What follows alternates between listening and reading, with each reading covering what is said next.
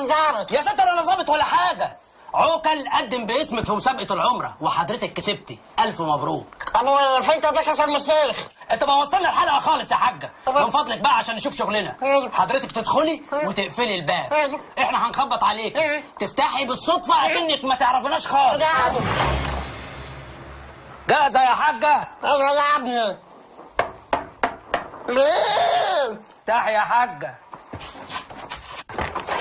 السلام عليكم. حلوه الصدفه دي؟ يا ست ما تضايقناش، من فضلك افتحي من غير ما تتكلمي خالص.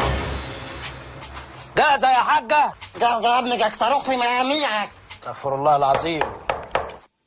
مين؟ افتحي يا حاجه. انت الاستاذ حمدي بتاع العمره؟ يا ست ما تخلينيش اتغاب عليكي. تتغيب على مين يا ابن الكلب يا عاطف؟ يا بنتي يلا يا عارفاك، انا عارفاكوا. عارفاكوا يا بتوع الكاميرا المخفيه. ولا عارفها؟ لايكي